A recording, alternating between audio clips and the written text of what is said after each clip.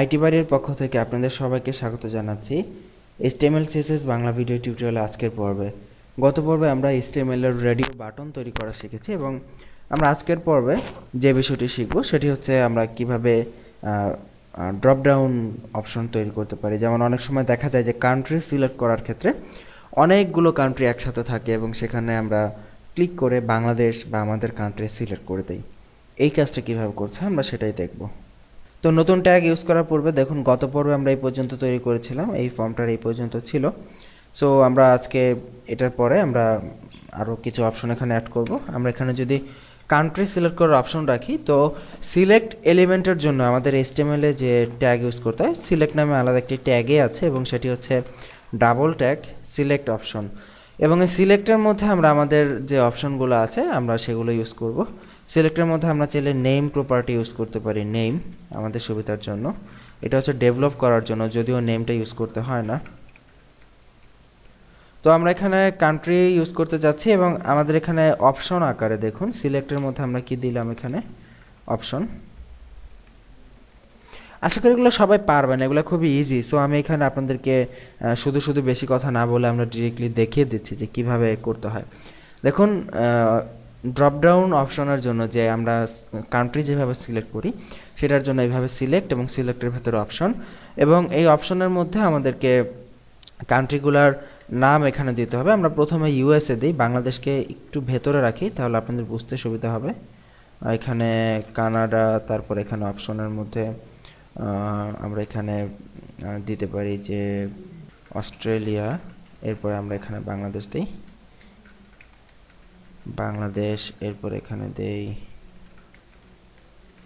India, এরপর এখানে দেই পাকিস্তান, এখানে দেই নেপাল, এখানে দেই ভুটান। ফাইন, এখানে আমরা কিছু কান্ট্রির নাম লিখলাম। তো এখন যদি আমরা পেজটাকে রিফ্রেশ করি দেখব এখানে কান্ট্রি নামে একটি অপশন চলে এসেছে এবং এখানে দেখুন এই ড্রপ ডাউন অপশন চলে এসেছে এবং এখানে আমরা ক্লিক করে এখানে আমরা আমাদের কান্ট্রিগুলোর নাম দেখতে পাবো এবং এখান থেকে আমরা আমাদের পছন্দসই কান্ট্রি এখান থেকে সিলেক্ট করতে পারবো। তো এইটা হচ্ছে সিলেক্ট অপশনের ব্যবহার, যে আসলে এটা ড্রপ ডাউন আকারে আসে সিলেক্ট এবং অপশন। তো এখন এখানে কিন্তু বাই ডিফল্ট আমরা যদি চাই, এখানে আরেকটি কথা এখানে বলে রাখি যে এটা যখন ডেভেলপ করা হবে, ফর্মটা ডেভেলপ করার জন্য আমাদের প্রতিটা এলিমেন্টের সাথে ভ্যালু, এখানে আমরা ভ্যালু বাংলাদেশের জায়গায় বাংলাদেশ এবং অন্যান্য দেশের জায়গায় অন্যান্য দেশগুলো এভাবে দিব। তো এটা কিন্তু আমি বারবার বলতেছি, এটা কিন্তু আমাদের ডিজাইনের জন্য কোনো কাজের না, এটা হচ্ছে আমাদের ডেভেলপের জন্য। ভবিষ্যতে তো ফর্মটা ডেভেলপ করা হবে, তাই না? কোনো ডেভেলপার বা আপনি যদি ডেভেলপমেন্ট শিখেন, আপনি ডেভেলপ করবেন ডাইনামিক করার জন্য, তো তখন এটা কাজে লাগবে। এখন এই ভ্যালুর কোনো কাজ নেই, আপনাদেরকে জানার জন্য আমরা দেখিয়ে দিলাম। তো যাই হোক, যেটা নিয়ে কথা বলতেছিলাম যে এখানে কান্ট্রি আছে বিভিন্ন। বাই ডিফল্ট দেখুন, বাই ডিফল্ট আমরা যখন পেজটাকে রিফ্রেশ করি সবার ওপরে যে কান্ট্রিটা ইউএসএ সেটাই কিন্তু এখানে শো করতেছে, তাই না? তো আমরা চাইলে এখানে এমন করতে পারি বাই ডিফল্ট বাংলাদেশকে সিলেক্ট করে রাখতে পারি। তো আমরা যদি সেটা করতে চাই বাই ডিফল্ট যে এখানে অটোমেটিক্যালি বাংলাদেশটাই সিলেক্ট করা থাকবে, তো এই ক্ষেত্রে আমাদেরকে যেটা করতে হবে সিলেক্টেড, এটাও একটি ব্ল্যাঙ্ক অ্যাট্রিবিউট, খালি অ্যাট্রিবিউট, এর কোনো ভ্যালু নেই, সিলেক্টেড ইউজ করব।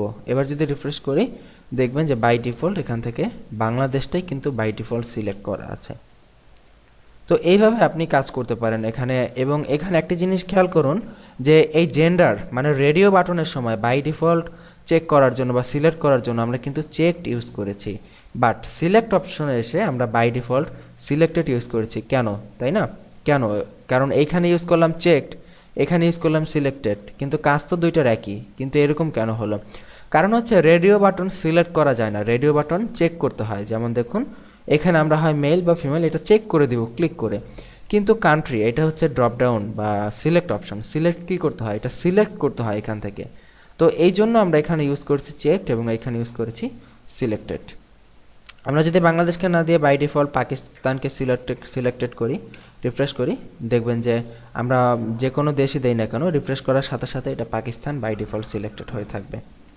ওকে, তো আশা করি বুঝতে পেরেছেন এতটুকু বিষয় যে কিভাবে আমরা একটি ফর্মের মধ্যে সিলেক্ট অপশন আনতে পারি। এবং এরপরে আমরা আরও একটি জিনিস আজকের পর্বেই দেখে নেই, এবং সেটি হচ্ছে আমরা এইখানে আমরা চাইলে আরও কিছু অ্যাট্রিবিউট ইউজ করতে পারি, যেমন এখানে এইজ নেয়ার অ্যাট্রিবিউট বা কোনো সংখ্যা নেয়ার অ্যাট্রিবিউট আমরা চাইলে এখানে দিতে পারি। যেমন এখানে আমরা যদি সাপোজ এইজ দিয়ে দিই, এইজ, তাই না?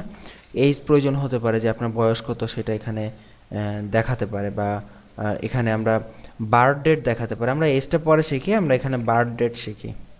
বার্থ ডেট, যে কিভাবে আমরা জন্মসন এখানে ইউজ করব। তো জন্মসন ইউজ করার জন্য আমাদের HTML5-এ আমাদের জন্য চমৎকার সুবিধা হচ্ছে যে আমরা জাস্ট এখানে টাইপটা ডেট লিখে দিব, আমাদের আর কিছুই করতে হবে না, টাইপ জাস্ট ডেট।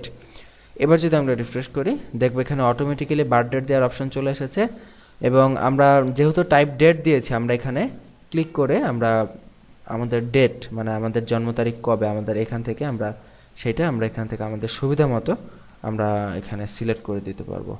তো এটা হচ্ছে একটি মানে নতুন লেটেস্ট ব্রাউজারগুলো যেগুলো মজিলা ফায়ারফক্স, গুগল ক্রোম, এগুলাতে এখানে বাই ডিফল্ট এরকম বক্স চলে আসবে। আপনি ক্লিক করলে এখান থেকে আপনি আপনার সুবিধা মতো যে কোনো ডেট আপনি এখান থেকে পছন্দ করে আপনি দিয়ে দিতে পারবেন।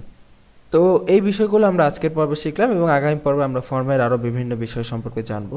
তো সেই পর্বগুলোর আমন্ত্রণ জানিয়ে এখানে বিদায় নিচ্ছি। ভালো থাকবেন সবাই, আল্লাহ হাফিজ।